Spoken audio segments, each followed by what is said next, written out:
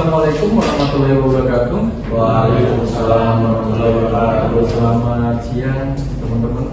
Dan gimana kabar hari ini? Alhamdulillah.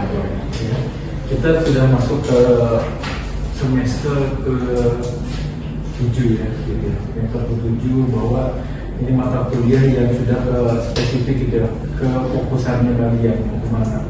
Nah, jadi kita bisa lihat bahwa materi kalian atau ilmu kalian ini sudah mau menjurus kemana sebenarnya seperti itu. Karena ilmu materi ini luas gitu ya. Jadi harapannya nanti teman-teman bisa tahu kekhususannya. Syukur-syukur setelah ini jadi sebuah TA gitu ya. Nah, pada kesempatan ini kita akan coba masuk sedikit dulu sebelum masuk ke materi. Saya gambarkan dulu LMS yang ada di teman-teman gitu ya. LMS sudah saya tambahkan materi-materinya ya dari pertemuan pertama introduction, kemudian proses setiap pertemuannya setiap minggunya saya sudah masukkan semua materinya, nanti bisa dilihat, bisa dipelajari sebelum perkuliahan. Nah, kemudian nanti di minggu ke-7 dan minggu ke-14 kita ada kuis, minggu ke-8 dan minggu ke-16 ada UTS dan UAS gitu ya. Nah, nanti bisa dicek, bisa dipelajari. Harapannya buka dulu, belajar dulu, nanti setelah kuliah, pas kuliah bisa udah tahu bahwa ilmunya sudah ada gambaran sedikit, jadi nggak benar-benar kosong. Harapannya seperti itu. Oke, LMS nanti bisa dicek. Nah, kemudian di LMS juga sudah saya tambahkan absensi. Nanti setiap minggu teman-teman kalau membuka presensinya absen masing-masing seperti itu ya, mohon di kondisikan masing-masing. Nah, sebelum masuk ke materi kita masuk dulu ke RPS-nya dulu. Nah, ini saya rasa penting bahwa ini menjadi rambu teman-teman bisa belajar sesuai dengan tugas dan fungsinya nanti sebagai mahasiswa kuliah. Nah, pertama, mata kuliah yang kita akan pelajari nanti itu adalah tentang teknologi pengemasan. Ya, teknologi pengemasan. Ini pengampunya saya sendiri. Nah, ini RPS artinya rencana pembelajaran yang kita akan jalani selama 1 semester. Ini sudah disetujui sama Pak Fikar. Ini koordinator dan saya sendiri. Ya, pengembangan RPS-nya juga saya sendiri. Kebetulan memang ini spesialisasi dari saya. Kemudian saya lanjutin. Nah, capaian pembelajarannya untuk CPNK-nya nanti mahasiswa memahami dan menganalisa proses pengelasan dan semua aspek yang berkaitan dengan pengelasan. Itu CPNK-nya nanti. Subcapaiannya ya ada beberapa poin, ada 5 poin. Pertama, mahasiswa mampu menjelaskan konsep dasar LAS. Yang kedua, mampu menentukan metode LAS pada material. Yang ketiga, mahasiswa mampu memahami safety welding. Ya. Yang keempat, mahasiswa mampu melakukan identifikasi jenis-jenis metode pengelasan. Dan yang kelima, mampu memahami aspek-aspek yang berkaitan dengan pengelasan. Pustaka yang saya pakai ini ada 5. Yang pertama yang Fontana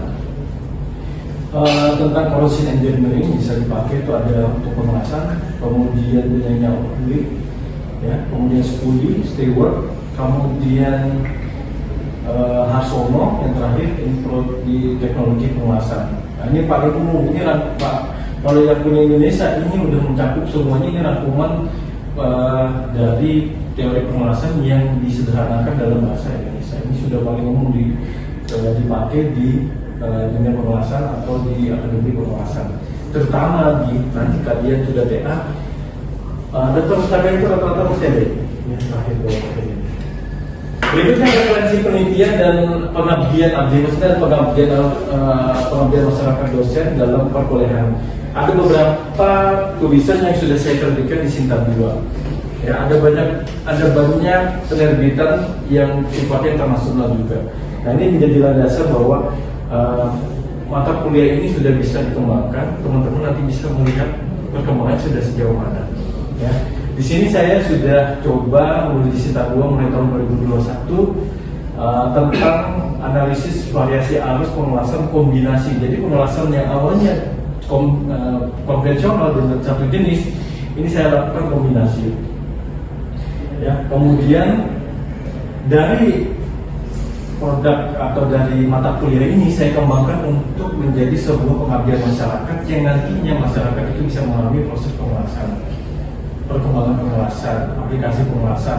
Ya, misalnya teman-teman mungkin tahu pembuatan pagar, nyambung itu apakah pakai lem? Ya mungkin kan, artinya pakai pengelasan. Ya, salah satunya yaitu adalah dengan proses kegiatan pengabdian masyarakat. Ya, lanjut. Ini RPS ya. Nah, pertemuan pertama, minggu pertama ini nanti kita akan melihat prinsip dasar pengelasannya. Yang minggu pertama, pertemuan pertama. Ya. Kemudian di minggu kedua ada prosedur dan teknik pengelasan. Sistem pembelajarannya nanti kita semuanya belajar training. Ya. Kemudian ketiga ini ada keselamatan dalam pengelasan. Ya. Kenapa perlu dilakukan materi keselamatan pengelasan? Karena kita berhubungan dengan logam yang dididihkan dan dilemburkan, jadi sangat berbahaya karena kondisinya panas, jadi kita harus hati-hati. Karena lagi nanti ada sedikit praktikumnya, ya. Kalau dulu kecil kalian pernah lihat bahwa ada mainan kembang api, ya ini mirip seperti itu, tapi beda fungsi, beda jenis, beda suhu. Nah ini tidak bisa disamaratakan gitu ya. Jadi bajunya juga nanti baju khusus, makanya perlu pengenalan keselamatan dalam pengelasan. Ya. Berikutnya di pertemuan keempat nanti ada kuis pertama. Ya. Nah, mulai minggu kelima nanti akan mulai masuk ke jenis-jenis pengelasannya. Yang pertama ada jenis kelas SMAW di minggu kelima. Minggu ke-6 adalah SGMAW. Minggu ke-7 adalah FTAW. Minggu ke-8 UTS. Ya, semua belajar learning di RMS ya. Materi sudah saya masukkan tadi, sudah saya informasikan. Kemudian minggu ke-9 itu kita masuk lagi ke yang lebih sedikit lebih advance, yaitu di kelas KTAW. Kemudian ke SAW ya. Baru kita masuk ke geometri. Artinya ketika dasar-dasar kita sudah punya, ini aplikasinya kemana? Lalu kita akan masukkan ke materi geometrinya. Ya, harapannya teman-teman sudah tahu nih. Kalau tebal kira-kira materi pengelasannya metodenya yang mana? Apakah KTAW, apakah pakai SMAW, ya, apakah pakai SAW, seperti itu. Nah, minggu ke-12 nanti ada quiz yang kedua. Minggu ke-13 pembelajaran metalurginya. Ke-14 itu biaya dan diskontinuitas pengelasan. Yang ke-14 dan ke-15 itu biaya dan diskontinuitas pengelasan. Dan yang ke-16 ada evaluasi hasil semester. Ya. Untuk paket 16 pertemuan seperti ini. Oke, saya lanjut lagi. Nah, ini kontak kuliah yang mungkin kita harus sepakati bersama. Yang pertama, mahasiswa wajib mengikuti peraturan metodika yang ada di IPK. Ya, kemudian mahasiswa wajib mengikuti rencana pembelajaran dan hadir pada jadwal yang ditentukan. Ya. Ketiga, mahasiswa menjaga konektivitas kelas selama aktivitas pembelajaran berlangsung. Yang keempat, wajib fokus. Kelima, mahasiswa mempersiapkan penanggalan izin ketika tidak mengikuti kelas. Mahasiswa mempersilahkan minum, ya, saya persilahkan minum dan tidak makan. Kemudian yang keenam, mahasiswa tidak mempersalahkan makan yang makan tadi ya. Yang ketujuh, mahasiswa tidak memenuhi kadar 80% dinyatakan tidak lulus.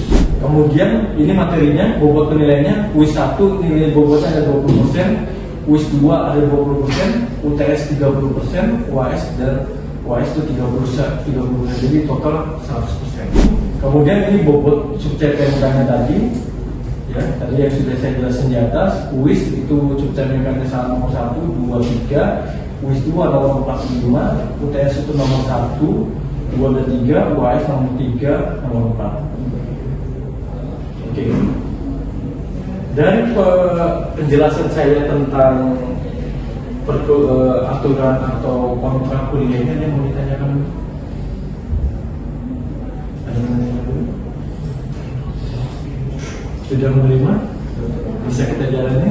Bisa. Oke, kalau saya sudah menjelaskan tentang rencana pembelajaran selama 1 semester dalam 11 pertemuan dan juga kontrak kuliah kita. Metode seperti apa, kemudian hak dan kewajiban kalian seperti apa. Nah, kita mulai masuk tentang pengawasan gitu ya. Harapannya nanti ini bisa kita kalian kembangkan ke TA atau kembangkan ke luar segala macam. Harapan saya, misi saya sebenarnya ini pengawasan ini ada di sekitar kita sebenarnya. Contohnya kursi yang kalian dudukin ya di sekitar kalian pasti ada ketemu namanya pengawasan. Entah pengawasannya itu sederhana, rumit ya. Yang paling sederhana contohnya itu di pagar, kursi ya. Kalian cuma melihat nih kelas kok cuman nempel-nempel saja, tapi jauh lebih lebih kompleks daripada itu. Nah, kita mulai mempelajarinya ya. Jadi bahasa Inggrisnya sebenarnya adalah welding gitu ya. Pada minggu ini sebelumnya welding ini sudah beberapa kali disinggung di beberapa mata kuliah dasar ya, mata kuliah dasar tentang ilmu material dan pengenalan ilmu material dan metalurgi ya. Nah, kita coba masuk lebih dalam tentang ilmu dari welding ini atau pengawasan. Nah, di sini saya punya dua gambar yang ada perbedaan perlakuannya. Nah, kira-kira apakah metode yang saya tampilkan ini sebuah proses pengawasan, ataukah ini adalah metode gambaran dari proses manufaktur yang lain? Kira-kira ada bisa jawab?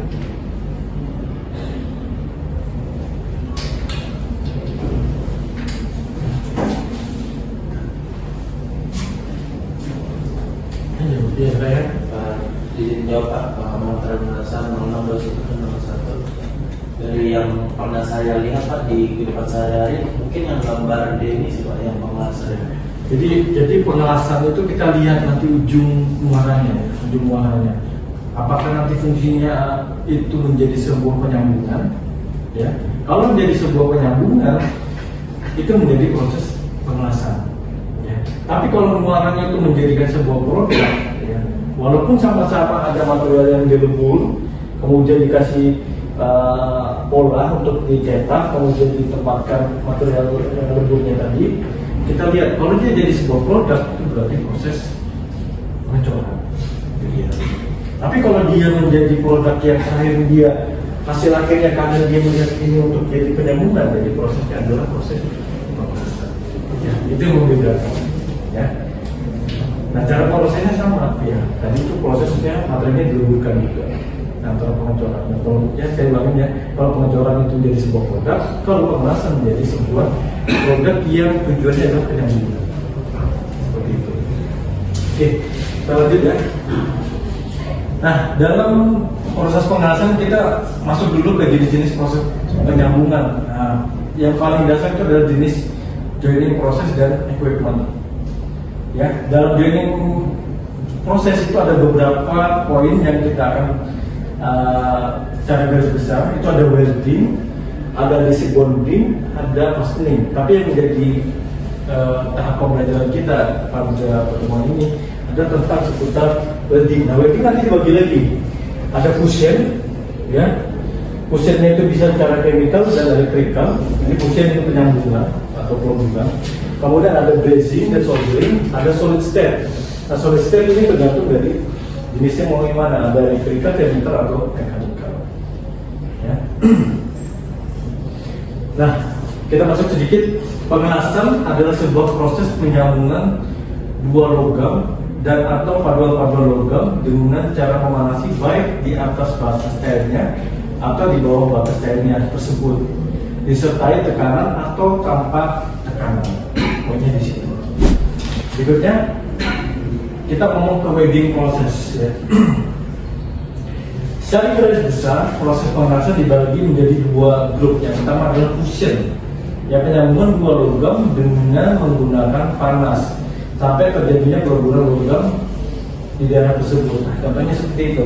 Ini contohnya ini pada proses pengelasan dengan elektrod atau kita bantuan ada yang jenisnya non consumable, ada yang consumable.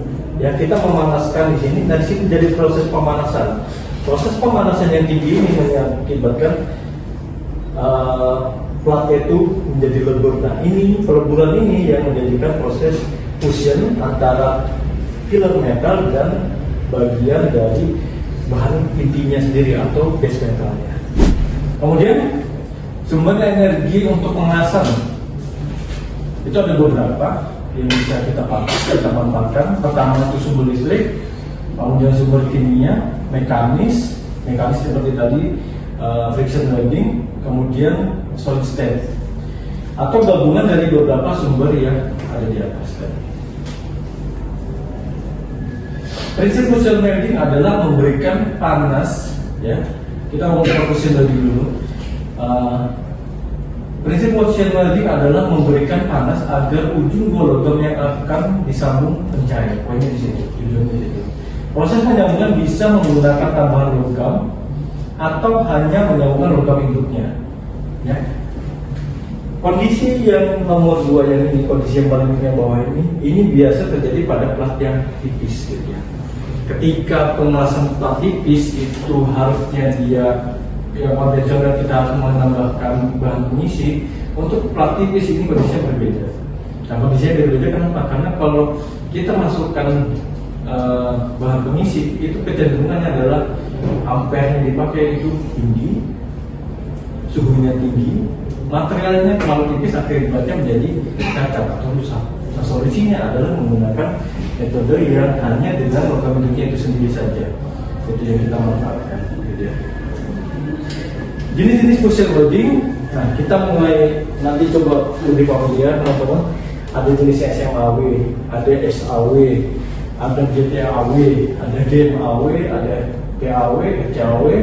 Kemudian ada pengelasan yang paling sederhana itu yang oxy-full welding atau las kapit, memanfaatkan dari proses gas yang dihasilkan dari proses kapit.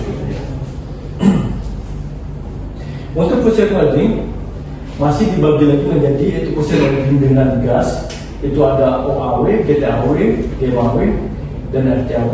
Untuk fusion welding tanpa gas itu ada SMAW dan SAW. Nah, mungkin dari slide sampai di sini ada yang mau tanyakan? Jadi saya Pak, tadi Bapak ada menyinggung plat tipis ya Pak, untuk pengelasan bagian fusion welding ini Pak. Nah, kira-kira ada Bapak pengembangan untuk plat tipis ini? Ya, banyak ya. Pengembangan untuk plat tipis ini intinya begini. Plat tipis ini rawan.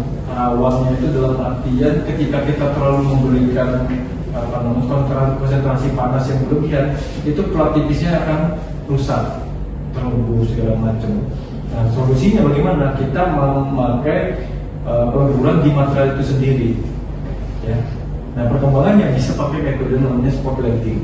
Ya, spot welding. Jadi intinya tidak harus sepanjang proses atau sepanjang plat yang jelas itu, tapi cukup titik-titik saja untuk mewakili proses hasil sambungannya. Nah, itu bisa seperti itu. Atau kita bisa pakai namanya pakai GTAW. GTAW bisa. GTAW yang harusnya kita tambahkan bahan pengisi, GTAW-nya hanya memanfaatkan elektroda yang dihasilkan saja untuk meleburkan, tujuannya untuk meleburkan platnya saja. Nah, bisa seperti itu. Ya. Nah, untuk plat-plat tipis ini memang kita perlu perlakuan khusus karena kita tidak bisa disambungkan atau disamakan dengan plat kedebal 10 mili atau lebih di atasnya. Kalau kita samakan, akibatnya adalah salah satunya juga yang mengakibatkannya, kalaupun tidak terjadi cacat, itu adalah distorsi. Nah, distorsi ini yang kita harus hindari. Kalau distorsi ini terjadi, berarti ada kemungkinan cacat tegangan sisa yang terjadi itu juga berakibat untuk mengganggu hasil proses pengawasan. Gitu ya. Oke, saya lanjutin dulu ya. Nah, kemudian filler metal yaitu bahan pengisinya, ya, bahan penyambungnya. Ya. Ada sebelum kita masuk ke filler metal, kita juga perlu tahu bahwa ada beberapa parameter dari proses pengelasan yang perlu kita garis bawahi. ya, ada alternator, ada kemudian gas pelindung, ada jenis pengelasannya, ya, ada ketebalan pengelasannya, ya, kecepatan pengelasannya, nah semua kita harus pertimbangkan. Nah kalau kita sudah ngomong film metal, artinya proses pengelasan itu kita harus menyamakan atau kita harus melihat base metalnya, bahan intinya.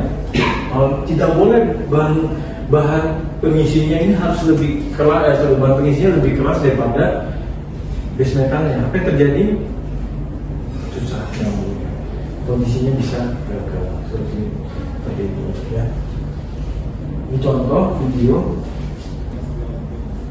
To do this, you will need to use the technique called backhand welding.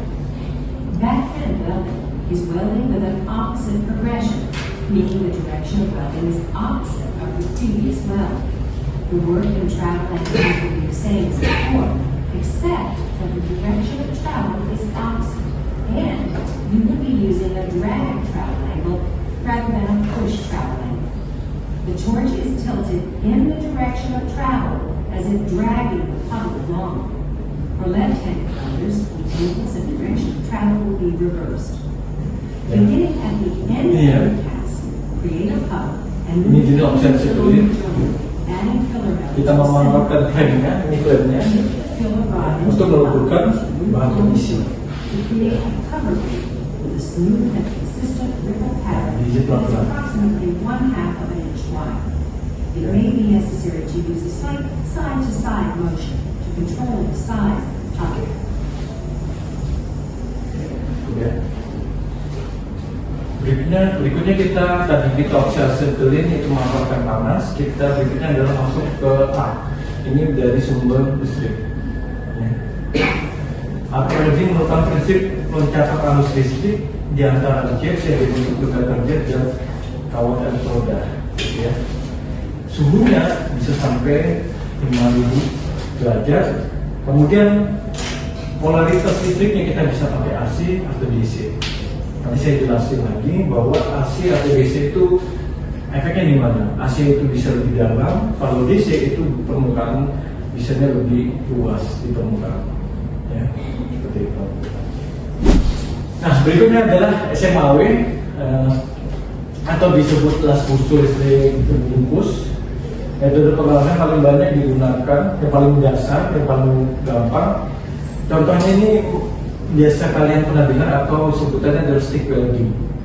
Ya, kalau kalian lihat di bengkel pakai ujungnya itu cuma satu, ngelas tuh. Kalau dia ngelas pakai ini, metode seperti ini. Nah, itu jenisnya paling sederhana adalah namanya metodenya SMAW. Ya. Dulu. Nah, ini metodenya SMAW. Ya. Sama kondisinya. Nah, cuman bedanya untuk SMAW dia harus ada fluxnya, ya, ada fluxnya. Nah, fluxnya ini nanti yang berfungsi sebagai gas pelindung. Ya. Nah, yang menjadi pertanyaan, gimana kondisinya kalau proses pengelasan tidak ada gas pelindungnya? Apa yang terjadi kira-kira?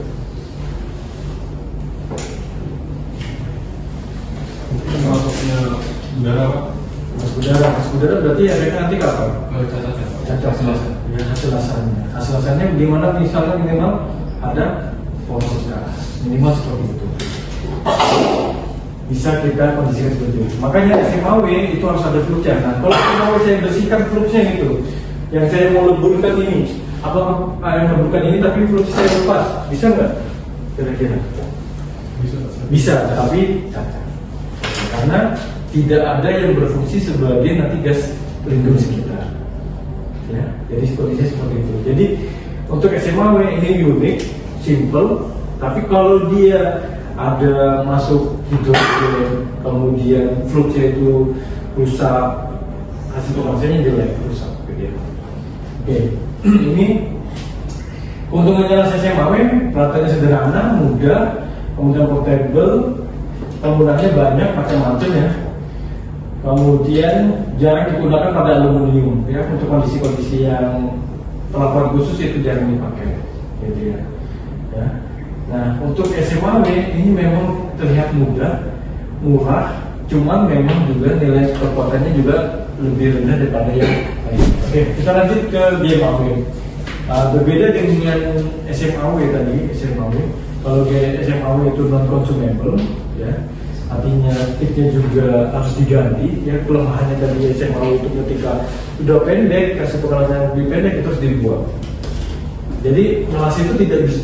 Terkadang untuk SMAW itu di bagian tengahnya itu ada kondisi cacat, walaupun si tukang melasnya itu sudah membuat atau si batu itu sudah membuat hasilnya sebagai bagus, bisa menyelesaikan, tapi ketika dia udah sampai ujung itu dia harus mengganti. Nah, ketika ada pergantian itu ada kecenderungan dia mengurangi atau salah ngambil stick weldingnya atau elektrodenya, itu bisa gagal, pengelasannya bisa rusak gitu. Nah, makanya diciptakan yang berikutnya adalah jenis yang consumable, contohnya adalah di GMAW. Jadi pengelasannya yang tadinya GMAW itu harus diganti ini tidak bisa sampai selesai. Dia bentuknya nanti GMAW adalah jenis kawat gitu ya. Nah, cuman bedanya kalau SMAW tadi dia harus pakai fluk, tapi kalau GMAW dia harus ada tambahan gas pelindungan dari luar. Ya, fungsinya sama, melindungi gas dari luar untuk menghindari oksidasi atau paparan kotoran dari luar, sehingga nanti terbentuknya cacat itu bisa terminimalisir. Gitu ya. Nah, cacat, gas pelindung yang biasa dipakai pada jenis CO2, argon, kemudian atau helium, atau bisa dicampur di antara ketiganya. Ya. Nah, kita lihat. Nah, untuk GMAW ini bisa pakai argon. Karakteristiknya juga berbeda. Kalau argon, dia penetrasinya bisa lebih tajam, ya, permukaannya sedikit, tapi bagian dalamnya bisa lebih tajam. Argon helium kita gabungkan bisa di bagian permukaan saja. Kalau helium bisa di bagian ini. Ya. Nah, kemudian CO2, nah dia lebih dalam, cuman CO2 kecenderungannya nanti ada spatter atau mencatat sisa proses pengelasannya keluar, ya, namanya spatter. Itu kondisi yang berbeda pada CO2. Nah, kita bisa lihat juga argon. Nah, dari gambar-gambar ini kita bisa lihat nih kondisi kapan kita pakai argon, kapan kita pakai CO2. Nah, untuk bentuk proses pengelasan yang membentukkan root atau bagian akar atau bagian penembusan yang lebih dalam, boleh kita menggunakan metode argon karena penetrasinya lebih dalam. Nah, untuk yang permukaan boleh kita menggunakan jenis yang helium atau gabungan antara helium dengan argon untuk biar hasil di permukaan ini jauh lebih rapi dan tertutup. Ya. Nah, jadi bagian inti untuk bagian kecenderungan lebih sempit kita bisa pakai argon, bagian atas yang kita ganti dengan helium dan argon. Ya, bisa dipahami? Terima kasih. Mungkin kelas kali ini sampai di sini dulu. Nanti kita ketemu lagi di pertemuan minggu depan. Ini masih gambaran dasar saja. Tadi sudah kita pelajari SMAW, GMAW. Ada banyak lagi ilmu yang perlu masih bisa kita kembangkan. Ya. Pengelasan ini tidak proses pengelasan yang kita bentuk dari awal, tapi kita bisa kembangkan lanjutannya seperti apa. Ya. Ya, mungkin itu dari saya. Kita ketemu lagi minggu depan. Saya akhirin. Assalamualaikum warahmatullahi wabarakatuh. Selamat siang. Waalaikumsalam warahmatullahi wabarakatuh.